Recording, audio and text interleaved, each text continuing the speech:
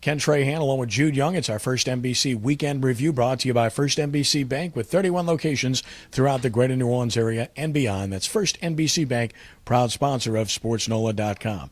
Well, it was an extended weekend with Memorial Day.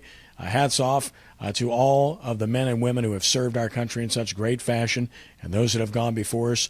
Our thoughts, our prayers, our appreciation are with you. Thank you so much. Of course, where LSU is concerned, they're thankful to be at home for a regional and then a super regional should seeds hold up. They get the 4th overall seed, Jude, and a lot of people felt like maybe they'd get the 3rd seed, if not higher, but in the long run, it doesn't really matter. No, it really doesn't. And you look at the overall draw for LSU, and you have to like their chances of reaching Omaha.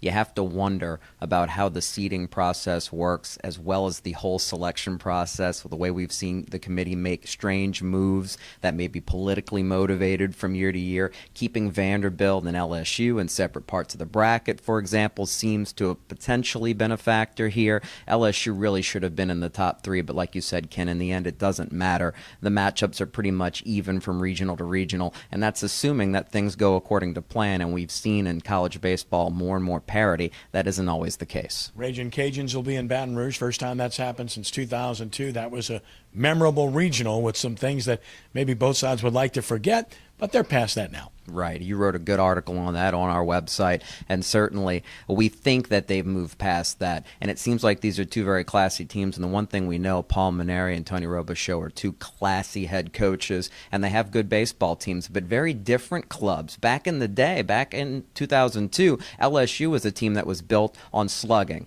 The gorilla ball concept, and ULL was built really on pitching and defense. Now it seems the reverse is true, although LSU seems like a team with no flaws.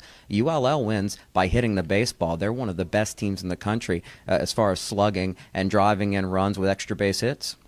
Pet peeve, why can't they seed 1 through 16? Why should North Carolina, the 1 seed, have to play as a reward in the Super Regional if seeds hold up? South Carolina, team that's been in the national championship 3 straight years, 1-2, and they're very good again this year. South Carolina is not the 16th best team. You know, the regional concept is so ridiculous at this point when you talk about the money now that college baseball is bringing in, ESPN's commitment to televising every regional, that's brand new. You have to wonder when they're finally going to make a change. But when you look at the politics involved behind the scenes, not only with issues like that, but not only does Texas A&M, a bubble team, get into the tournament, but they're a 2 seed, their athletic directors on the committee. Last year, East Carolina was in the same position. They end up as a 2 seed, their athletic director was on the committee. We're seeing more and more issues where, as college baseball becomes more popular, let's hope problems like this, and they really are problems, will come to light and finally be addressed. Saints continue with OTAs. Media will get another shot on Thursday to check it out. Whatever could be seen last week was what it was. I guess the highlight was everybody's happy to have Sean Payton back, and Ryan is about as colorful as you thought he would be. And speaking of Payton, he's now taken to social networking.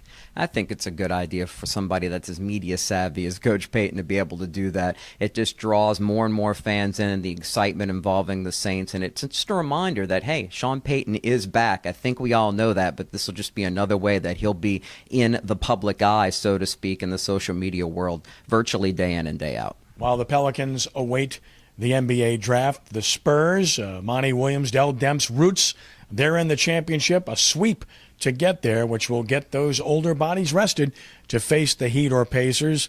Probably the Heat, although that's a physical series. And, you know, I still like the Heat to win it all, but if that thing gets extended and you take some more juice out of those legs, you never know. The NBA playoffs have been so odd this year because it feels like a foregone conclusion that the Heat are going to win it all. And at times, especially at the beginning of series, they show up and play like they think it's a foregone conclusion. Then they wake up, then they play harder, and they get the job done. The Spurs are going to be waiting and resting, and they need that. And the Pacers are probably going to continue to beat up the Heat, win or lose. The longer that series goes, more of an advantage to Greg Popovich, Tim Duncan, and those old legs on the Spurs to be able to rest and be ready to give the Heat their biggest challenge. Interesting story. The Voodoo have had a terrible year. They've lost 8 straight. They're 1-8. Things are bad enough on the field, and then off the field, their managing partner, well, you heard the expression, feet to the fire. Unfortunately, Dan Newman suffering some severe burns, missed the game last week. You talk about a rough year. No question about it, but that's much more serious than wins and especially losses on a football field. We certainly hope here at SportsNola.com the very best for Mr. Newman. dealing with something like that, just thinking about the horror of an accident that could turn into something fatal and the rehab that he's going to have to go through, we certainly hope that it's as quick and painless as possible. And two other notes, stories on our site to check out finally as we conclude. Leonard Fournette, good piece by Renee Nadeau on being one of the best running backs ever in Louisiana, and I don't think that's a stretch. I don't think it is either. You hope that he stays on the straight and narrow and continues to work as hard as he already does, because you really feel like the sky's the limit for him. And like Renee points out in the piece, there have been so many great running backs to come out of this state. He very well could be the best of them all, and that could put him at the best in as far as the history of football if he reaches that high. And in the other story, Tommy Chrysan's blog on the dogpiling by LSU following the SEC Tournament Championship. Look, they've been there and done that before. I was a little bit surprised to see that. It was a great game and they beat a great team. But aside from the obvious, which is act like you've been there before, there's danger to it, as Tommy points out.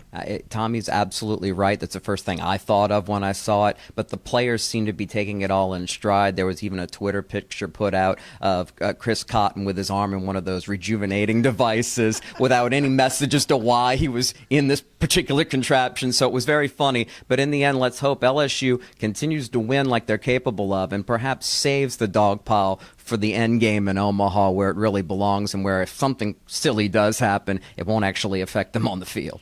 Don't forget our sports programming, 6 p.m. on WHNO Channel 20. Each and every week, Sports Block's there for you. Of course, we'll have full coverage of the Baton Rouge Regional starting Friday. I'll be there along with Nick Kruger, also Lenny Van Gilder, and you can follow our tweets and our game stories at sportsnola.com. Jude, good to have you with us. Always a pleasure. Always a pleasure. That's our weekend review brought to you by First NBC Bank with 31 locations throughout the greater New Orleans area. First NBC Bank. For Jude, I'm Kenny. Have a good week. God bless you.